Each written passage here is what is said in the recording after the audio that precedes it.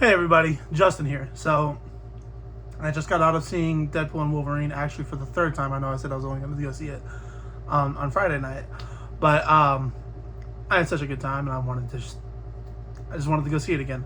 So, review's a little later than I was planning on putting it out, but I hope me wanting to see it 3 times speaks for itself.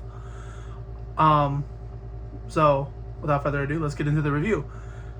So, Deadpool and Wolverine. It's directed by Sean Levy, starring Ryan Reynolds, Hugh Jackman. You know all that. The first R-rated Disney film, as far as I know, the first R-rated Disney film ever. Definitely the first R-rated film in the MCU, and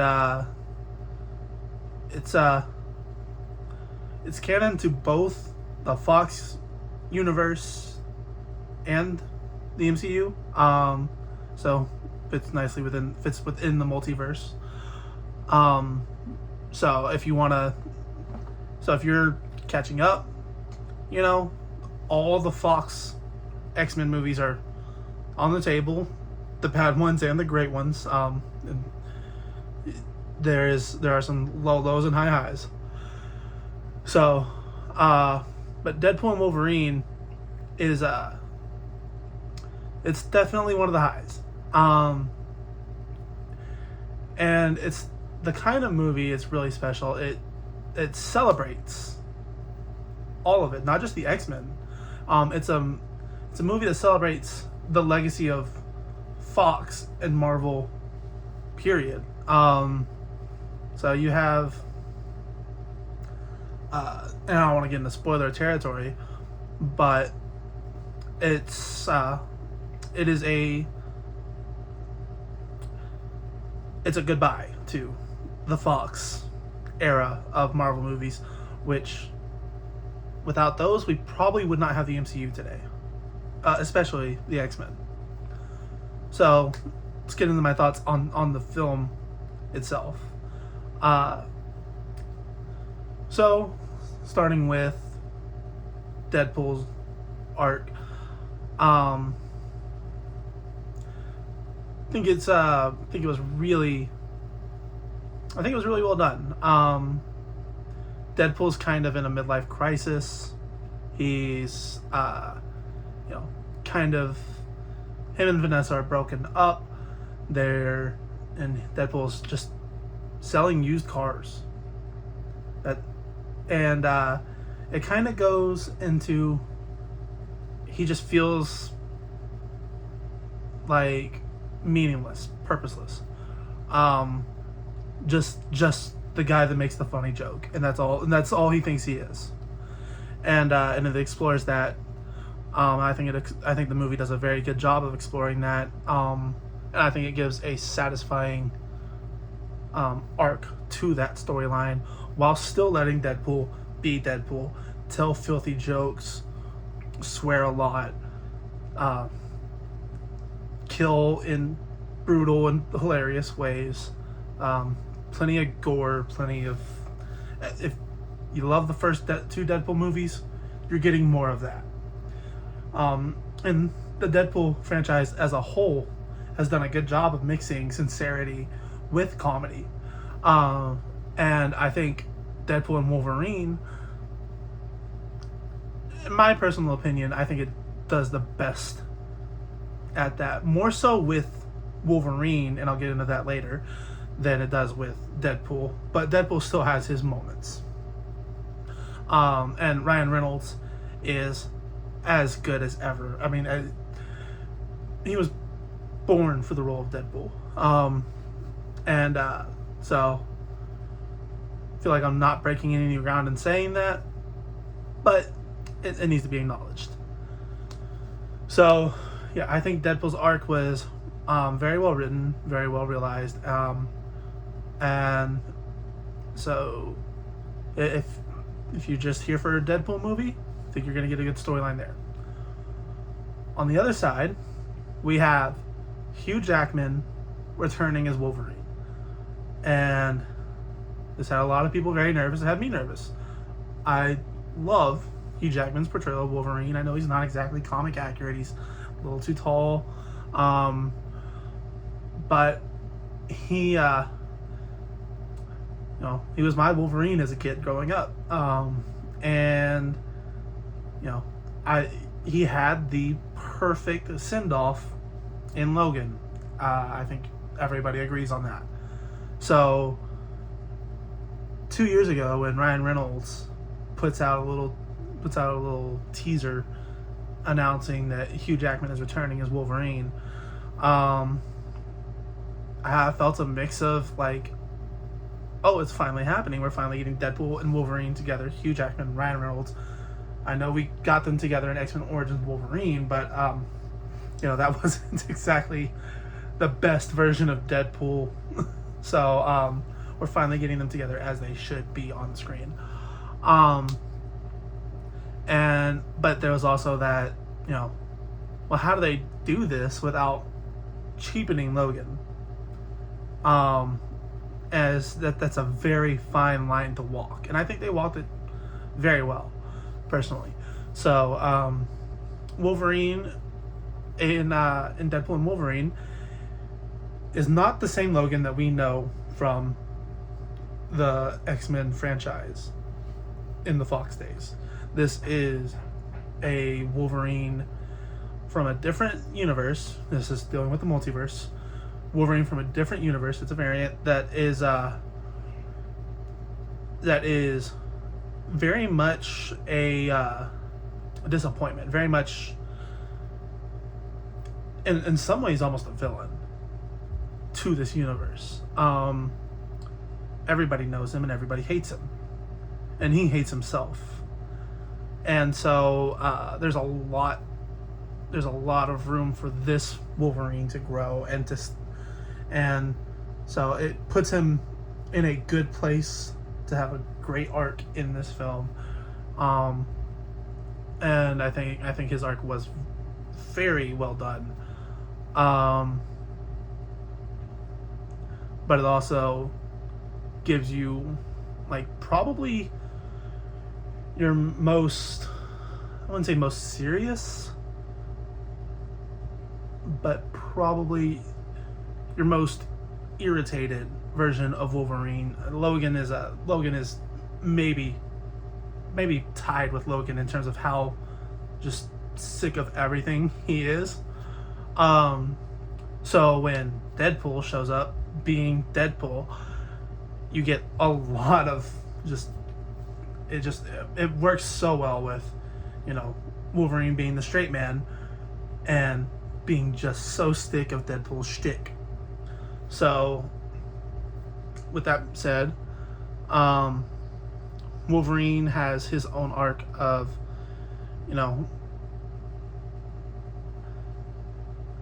trying to come to terms with the mistakes of his past, and I really don't know what I can say about his arc without spoiling anything, so I'm just gonna leave it there. Hugh Jackman gives, he hasn't played Wolverine for 7 years, but he did not miss a beat. And if you don't count Michael Keaton's Batman, I'm pretty sure if you don't count Michael Keaton and George Clooney showing up in The Flash,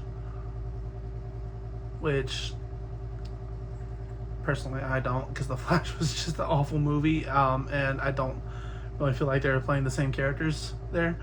But if you don't count those two, Wolverine, Hugh Jackman as Wolverine is the longest that an actor has played a superhero. So he started way back in 2000, and here we are in 2024. So he did not miss a beat in the 7 years hiatus since Logan. It was up there with his top performances as the character. So from there, let's get into the villain.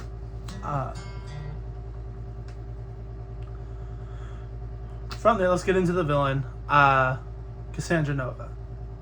So this is a character that I have no familiarity with, but I thought she was. I really enjoyed her presence in the film. Thought she had a strong presence. I thought she had a very unique visualization to her powers.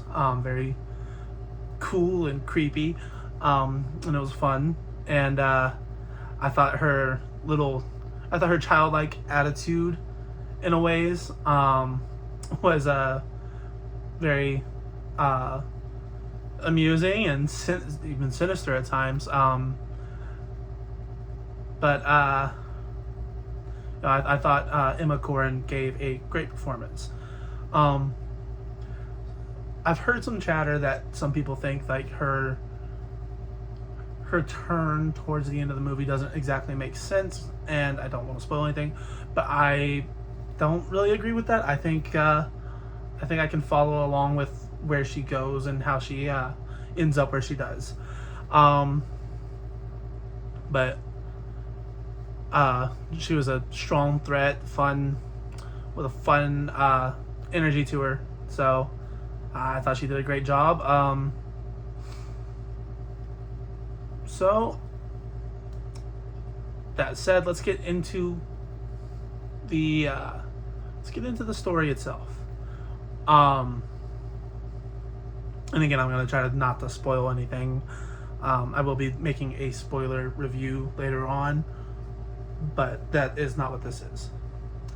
So I would say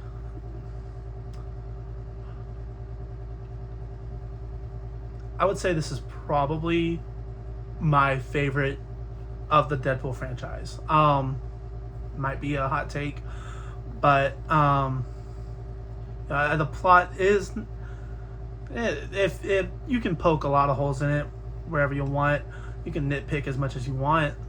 At the end of the day, it's cohesive enough, and it gives me exactly what I wanted from the movie. So the plot revolves around, so Deadpool is in a funk, and he's not being the merc with a mouth anymore. He's being the used car salesman with a mouth, and he's not very good at it. Him and Vanessa are broken up, and he's still back living with Blind Owl, and so TVA shows up at his door, takes him away, and in his time at the TVA, he finds out that his universe is about to come to an end, and in that, everybody he loves, Vanessa, Colossus, Dopinder, Negasonic Teenage Warhead, Yukio, all of them, they're all gonna just cease to exist within a few days. And so he goes seeking the help of Wolverine to help him, and this is from the trailer, so not a spoiler. They wind up in the void together, and they have this big epic adventure in the void, trying to save Deadpool's world. And I think the plot works for what it is. It's not the most clever writing, not the greatest script, and again, you can poke holes in it as much as you want, but at the end of the day, it's a way to get Hugh Jackman, Ryan Reynolds on screen together as Deadpool and Wolverine, without retconning Logan.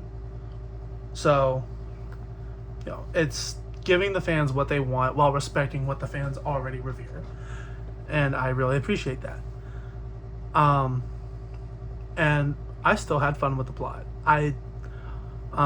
There's plenty of moments in there that just left a huge grin on my face. Some solid moments of sincerity in there where I genuinely was kind of, I was getting kind of emotional about, like, especially Wolverine and his story, and when we delve into that. So I think they did a great job with the movie. I would, on an entertainment factor, I would say 10 out of 10. You will not be bored. Unless Deadpool's brand of comedy just completely turns you off and you don't care about the Fox era of Marvel movies, and you don't care about Wolverine, and you don't care about the X-Men. If that's the case, yeah, you're not gonna like it.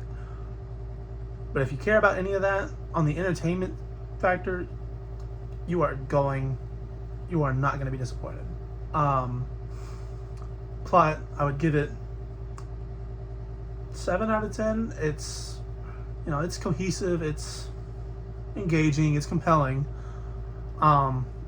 Logically, it doesn't exactly work, but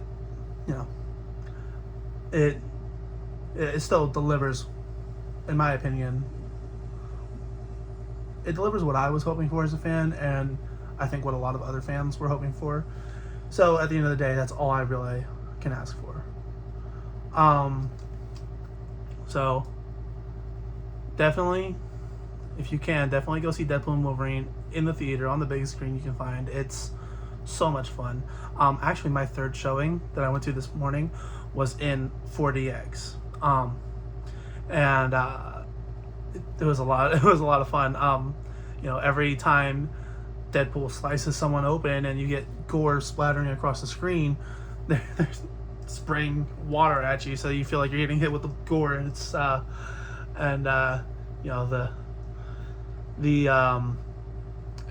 every fight scene where they're Wolverine and Deadpool are flipping around and jumping around and whatever, your chair's rocking with the fight, and it's just a lot of fun.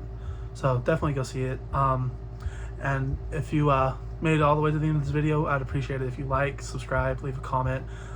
Just help me out with this YouTube algorithm as I get this channel started. So thank you.